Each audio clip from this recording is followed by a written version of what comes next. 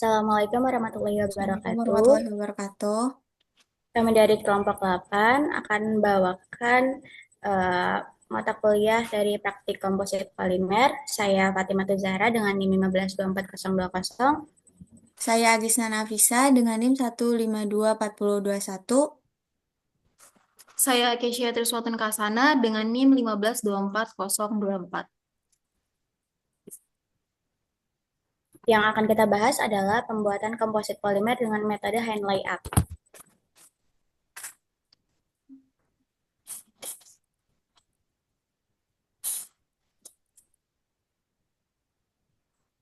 Baik, sebelum kita lanjut ke pembahasan babnya, saya akan menjelaskan komposit polimer terlebih dahulu. Jadi, komposit polimer adalah bahan yang terdiri dari matriks polimer sebagai fase kontinu dan penguat berupa serat atau partikel.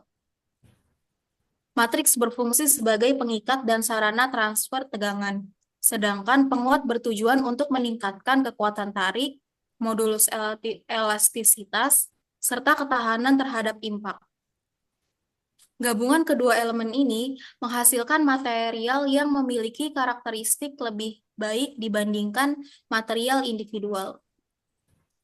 Selanjutnya di sini ada komposit material alam seperti kayu, serat selulosa plus lignin, dan yang kedua ada tulang, kolagen plus mineral apatit.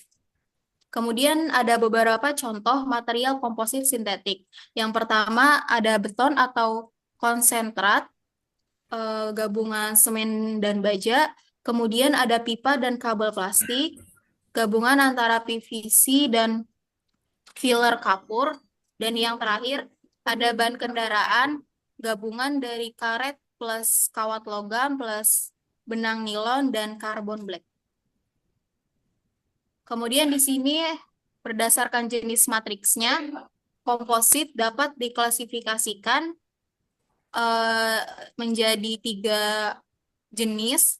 Yang pertama ada komposit matriks polimer, yang kedua komposit matriks logam, yang ketiga komposit matriks keramik, dan kemudian di sini ada 2 jenis resin utama dalam komposit polimer, yaitu ada termoset, contohnya unsaturated polyester, fenolik, epoxy resin, dan lain-lain. Dan yang kedua ada termoplastik, yaitu PP, PE, PVC, dan lain-lain.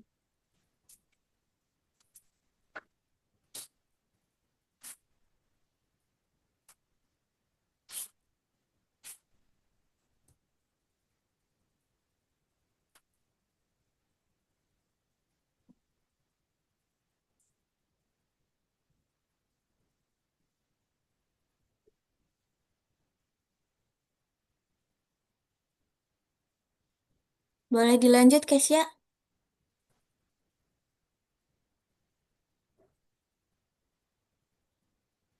Maaf, masih di mute.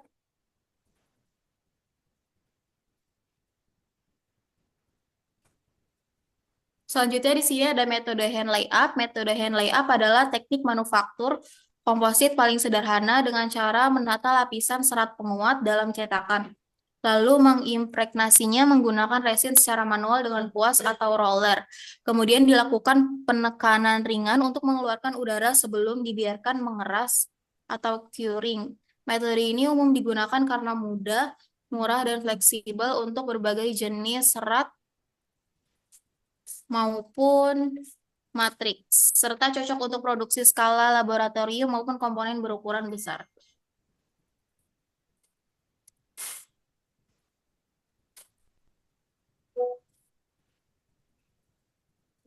Lalu selanjutnya ada hubungan dari komposit polimer dan metode hand layup tersebut. Pada komposit polimer, metode hand layup digunakan untuk menghasilkan laminat berlapis dengan orientasi serat tertentu sehingga sifat mekanik terutama kekuatan tarik dan kekakuan meningkat dibanding sehingga terutama kekuatan tarik dan kekakuan meningkat dibandingkan polimer murni. Proses ini memungkinkan pengaturan jumlah lapisan, arah serat, dan fraksi volume, sehingga hasil akhir berupa material komposit yang lebih ringan namun kuat, sesuai dengan kebutuhan desain struktural maupun penelitian.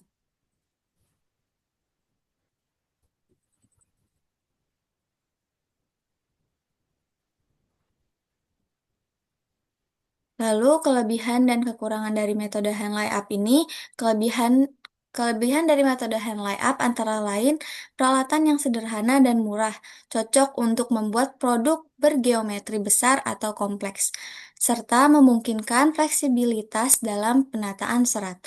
Namun kelemahannya terletak pada kualitas produk yang sangat bergantung pada keterampilan operator. Resiko terjadinya porositas akibat udara terjebak, kontrol fraksi serat dan ketebalan yang tidak presisi, serta laju produksi yang rendah.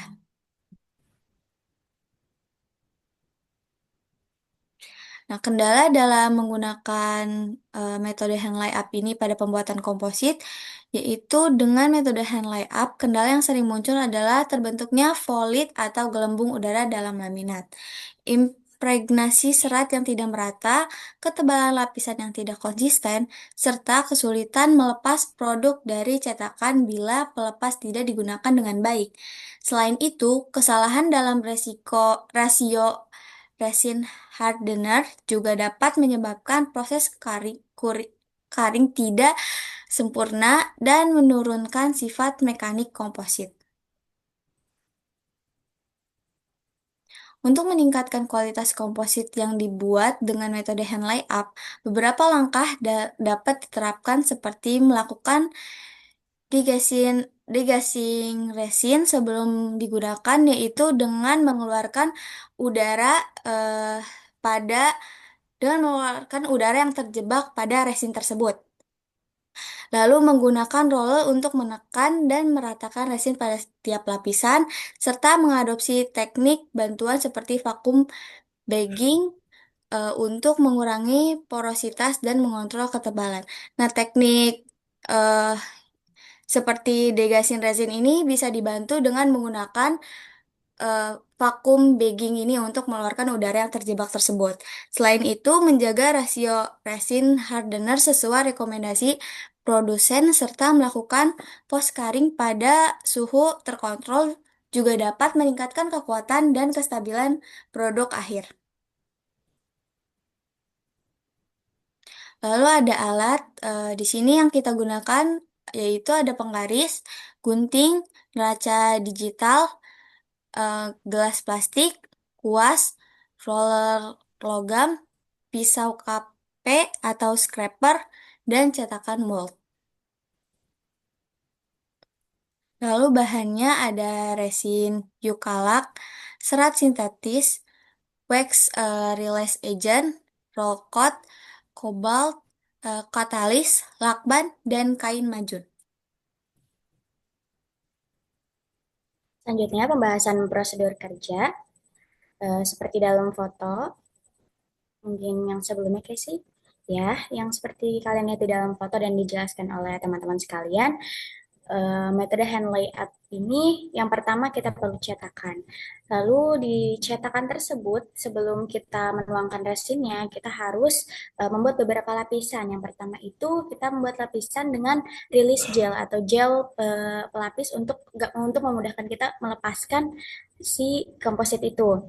Lalu dilapisin lagi pakai reinforcement. Setelah itu baru dilapisin lagi sama polymer resinnya, dituangin resinnya, dan komposit menjadi lembaran. Ditekan pakai metode yang tadi disebutkan untuk mengurangi atau degassing resin, dipakein lagi roller dengan ketipisan yang diminta dan juga dengan bentuk yang diminta sama customernya seperti apa. Selanjutnya, untuk lengkapnya yang pertama itu kita menggunakan meja beralas kaca, lalu menyiapkan penggaris lakban dan juga gunting, serta cetakan dengan ukuran 20 kali 20.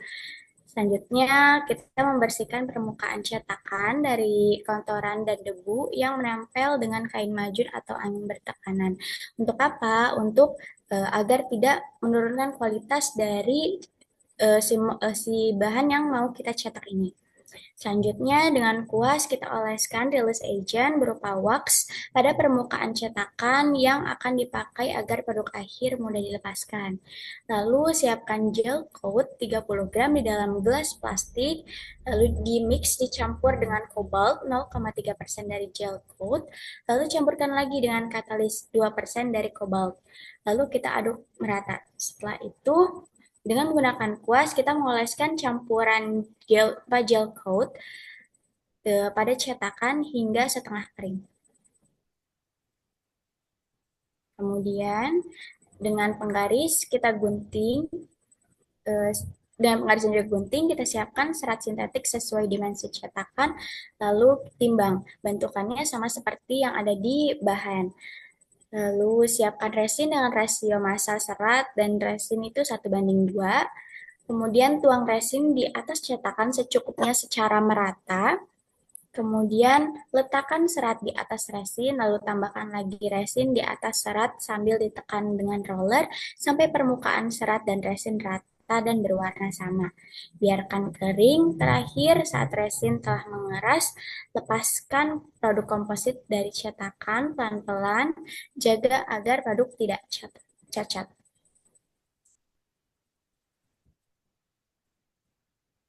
Kemudian di sini ada video prosedur kerjanya agar mempermudahkan kita dalam mengetahui bagaimana cara pembuatannya.